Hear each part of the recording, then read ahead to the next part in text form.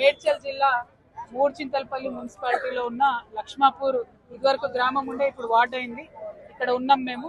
ఈ లక్ష్మాపూర్ గ్రామంలో ఇదివరకు గౌరవనీయులు పెద్దలు కేసీఆర్ గారు ఆగి మరి ఈ 100 సంవత్సరాల నుంచి దీని మ్యాప్ కరెక్ట్ లేదు కాబట్టి, నక్ష కరెక్ట్ లేదు కాబట్టి దీన్ని కరెక్ట్ గా నక్ష పెడతాము చేస్తామని చెప్పి ధరణి సందర్భంగా మరి నక్ష చేయడం జరిగింది. లక్ష్మాపూర్ గ్రామానికి సంబంధించి అసెంబ్లీలో కూడా ఆనాడు కేసీఆర్ గారు చెప్పి ధరణి ఇందుకోసమే తెస్తున్నాము, ఇట్లాంటి గ్రామాల కోసమే తెస్తున్నామని చెప్పడం జరిగింది.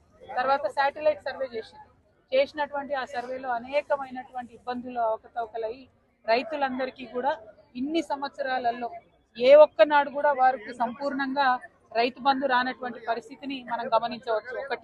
1, 2, 5 ఎకరాలు ఉన్న రైతుకు 1/2 ఎకరము, 2 ఎకరాలు ఉన్న రైతుకు 1/4 ఎకరము, ఇట్లా భూములు ఉన్నాయి లేని ఉన్నట్టుగా పడ్డాయి. చాలా మందికి పట్టా భూములు అన్ని కూడా లవాణి భూముల కింద మరి పడడం జరిగింది.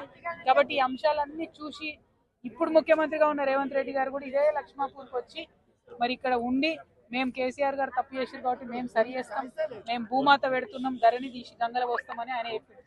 ఆయన ఎక్కి కూడా అధికారంలోకి 2 ఏళ్ళు అయింది. ఇప్పటి వరకు కూడా లక్ష్మాపూర్ గ్రామస్తులు పెద్ద రెవెన్యూ, దాదాపు 3400 ఎకరాల పైచిలకు రెవెన్యూ ఉంది, పెద్ద రైతాంగం ఉన్నది ఇక్కడ.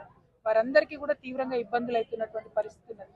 నేను ఇవాళ ఒకటే కోరుతా ఉన్నాను, ఒకటే డిమాండ్ చేస్తున్న కాంగ్రెస్ ప్రభుత్వాన్ని, రేవంత్ రెడ్డి గారు మీరు ఇక్కడికి వచ్చి చూసి మీకు ఈ విషయం తెలుసు. అయినా 2 ఏళ్ళు అయిన తర్వాత కూడా పాస్బుక్ రాలేదు. 2 ఏళ్ళు అయిన తర్వాత కూడా ఇంతవరకు రైతు భరోసా మీరు వేస్తే అది పడలేదు. కాబట్టి ఖచ్చితంగా ఇక్కడ లక్ష్మాపూర్ లో ఉన్నటువంటి కూడా పరిష్కరించాలి.